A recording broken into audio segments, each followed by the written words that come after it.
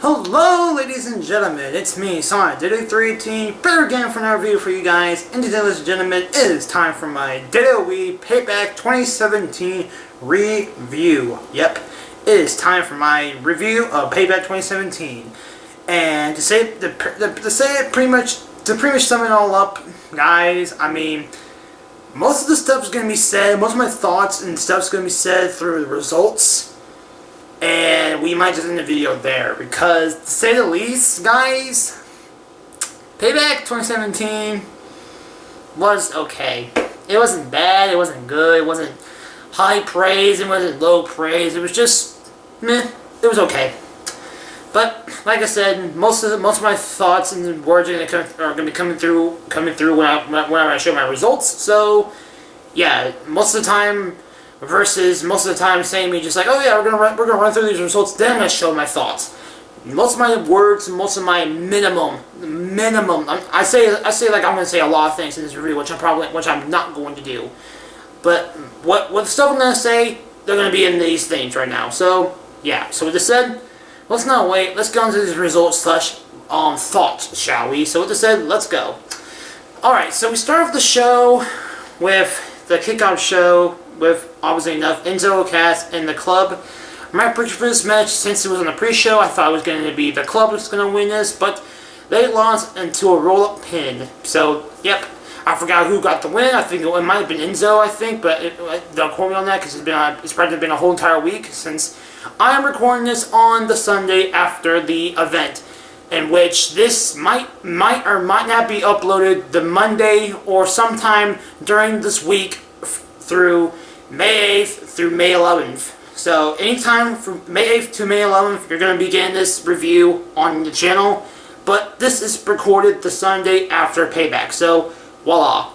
Anywho's, moving on. So I forgot, since it's been a whole week ever since the pay-per-view event. So it might have been Enzo, it might have been Cass, but Mark and I, it might have been Enzo. So anywho's, they lost. My prediction lost. So that makes my prediction score so far a 0-1 lose so far.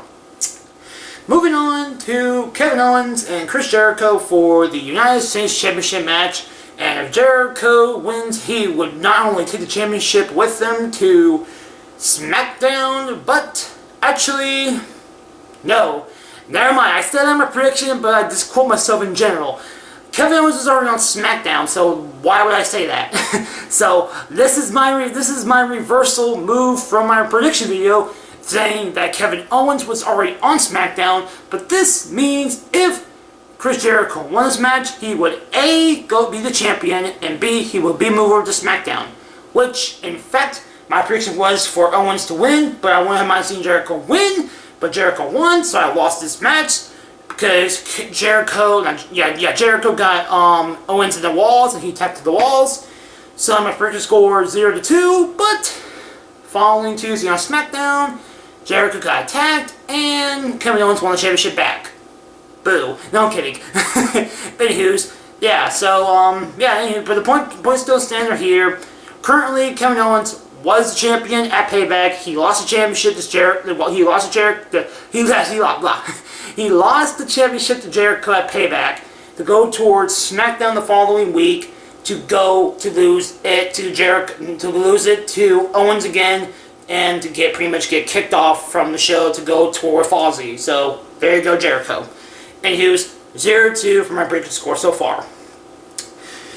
Moving on to the Cruiserweight Championship match between Austin Aries and Neville. My prediction for this match was for Aries to win this match. Excuse me, but I would not have mind seeing Neville win this match because of several reasons. Because of A, because Neville's awesome, and 2, because they'd always been building up that T.J. Perkins shit with Neville, and it would kind of be expected to see them kind of tie that into this match, but they really didn't. But anywho's, either way, Neville won. No, yeah, Neville lost this match to a DQ, so that means I won this match via DQ because something happened with Neville, but it was not T.J. Perkins. I think it was some sort of attack from he might have Neville might have used a weapon, or he just didn't use it. He didn't follow the ref's instructions, so he just got... No, he got hit by the ref. Neville hit the ref. That's why. There we go. So, yeah. Anywho's, my prediction score is a 1-2 so far. My very first win of the night is in the Cruiserweight Championship match. Moving on to the Tag Team Championship match on Raw, we have the Hardy Boys taking on Cesaro and Sheamus for the Raw Tag Team Championships. My prediction for this match was for the Hardys to win, but I would have not mind Cesaro or Sheamus win this match because obviously I like these two teams, and I would not mind seeing regardless who would do it. And besides, if the Hardys would have lost, it might have been some sort of built towards them become the Broken Hardys, or just Matt become broken. But none of that happened so far in the present time. None of that happened, and we got a heel Sheamus and Cesaro out of this match. But still, the Hardys won this match to retain the championships, so that's my prediction score as a tie score at 2-2. Moving on to Alexa Bliss versus Bayley for the Raw Women's Championship matchup. My prediction for this match was for Bayley to win, being the hometown hero, but I would not mind seeing Bliss winning and pretty much taking the reign as the champion on Raw, for the women's division on Raw. But, and with that, my prediction was false because Bayley lost her hometown to Bliss, and Bliss is now the women's champion on Raw. So, that is my prediction score so far right now, a 2-3 score. Moving on, next up, this is where the House of Horrors match was started with a pre-tape segment between Randy Orton and Bray Wyatt. They went all throughout the house, like a Resident Evil 7 type match with the Baker family, trying to going through walls and going through so many rooms in the house. It was just bullshit. It was like crazy shit going on in that. But all this ends up with Wyatt leaving the promo pre-tape segment with him in a limo to go to the arena. So, yeah. So, Wyatt's so far going to the arena. So, pause moment on that match to go towards this match, which was Rollins and Mojo in their own singles matchup while that's going on. My prediction for this match was for Joe to win, but I wouldn't mind seeing Rollins win. And surprisingly enough, to shock everybody, Seth Rollins actually beat Samoa Joe. So, surprise, surprise, surprise. My prediction for this match was obviously, my prediction was wrong. Delete. My prediction was wrong. So, I lost that match. So that makes my prediction score 3-4. So, anyways, now we continue the House of Horrors matchup where we left off with Bray Wyatt coming to the ring and Randy Orton being there, and they just continue to share each other until Jinder Mahal came out and Orton attacked Randy Orton to end the matchup with Bray Wyatt winning this. So, my prediction for this match was for Orton to win, but I went on seeing Bray Wyatt win, and like I said before, Orton was attacked, and he lost from Bray Wyatt from the attack of the help of Jinder Mahal, which was kind of bullshit, but you gotta build up somehow for between Orton and Mahal going towards Backlash. But still, it's kind of bullshit where you're having Jinder Mahal of all people helping Bray Wyatt. Kind of bullshit, but whatever. You gotta, like I said before, you gotta get built up somehow. Anyways, moving on. So I lost this match, but with my prediction score now being a 3-5 score.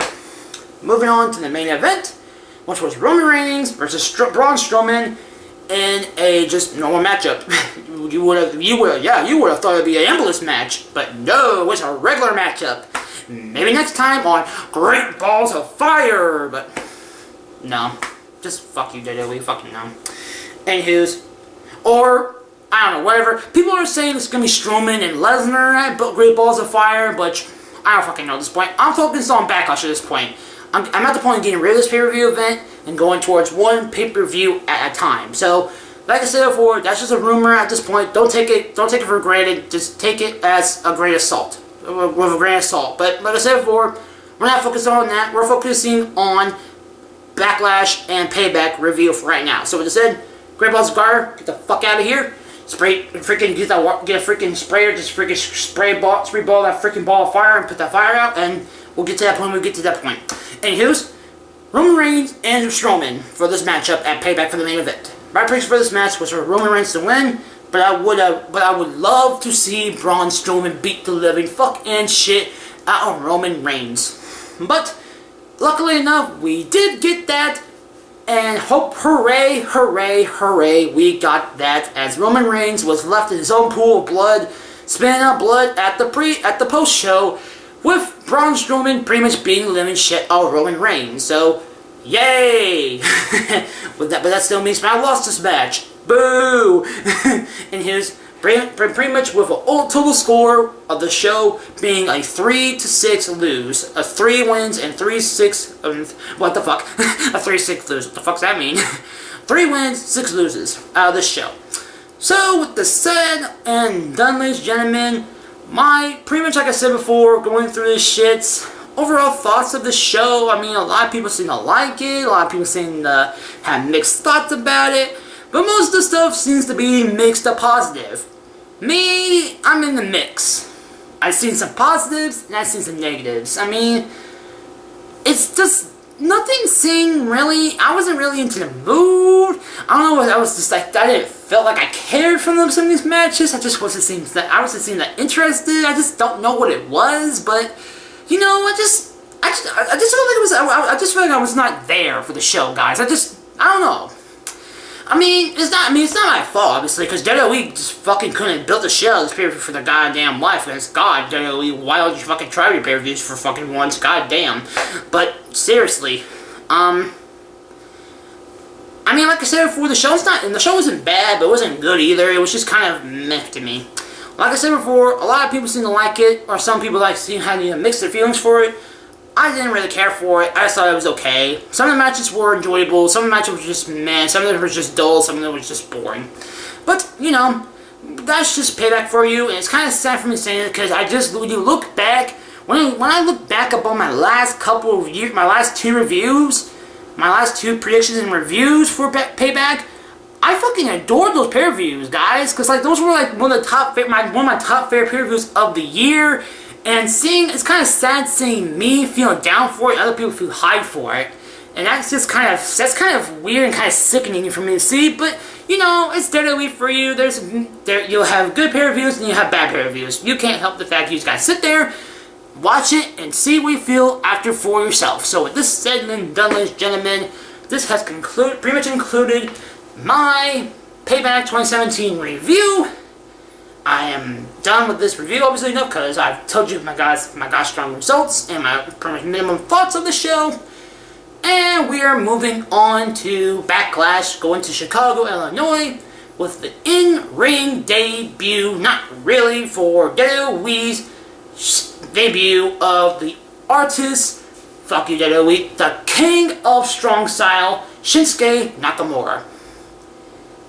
And right now, it's to be announced who will be facing Shinsuke Nakamura. Well, I don't know, WWE, you keep posting shit about him facing Dolph Ziggler at house shows and shit. Well, I wonder who he's gonna face. I'm kidding, guys. But more likely not, Dolph Ziggler's gonna face Shinsuke Nakamura. And my feelings for that, it could be a good match for us to watch, and I can't wait to see it. And because goddamn, you'll wait and see, guys. Shinsuke Nakamura coming to Chicago, Illinois. That crowd's gonna be on fire. More fire than that fucking Great Balls of Fire shit. That's just a counter compared to the fucking bonfire that's gonna be in Chicago when Shinsuke Nakamura comes out with his theme song coming out, and the whole crowd's gonna be alive in that shit. But that's just Backlash right now, and hopefully I cannot say enough. I'm stoked and seeing what comes out of Backlash, because like I said, we got the in-ring debut. Shinsuke Nakamura coming over to WWE from NXT, and we got several other matches such as confirmed AJ Styles match with Kevin Owens, that looks to be good, and Randy Orton and Jinder Mahal. They've been making Jinder Mahal look great, and they're making Randy Orton look good. So all we need to do is see the build up between Randy Orton and Jinder Mahal, and everything will be good. And hopefully we'll have a good build up for this show with Randy Orton, Jinder Mahal, Owens, and Styles, and Nakamura, and to be announced opponent, which is more than enough going to be Dolph Ziggler. But who knows? We could be all wrong for that. But right now, I'm sticking right here. It's Ziggler and Nakamura, guarantee you. So, with this said and done, ladies and gentlemen, I am Sonic3318. I thank you guys for watching this review. And with this said, guys, I cannot wait to see what comes out of Backlash. And we shall see you guys next time on my prediction video. So with this said, ladies and gentlemen, I thank you guys for watching, and I'll see you guys next time for my Backlash content. So with this said, I'm Sonic3318, and I'm signing out. Peace, ladies and gentlemen.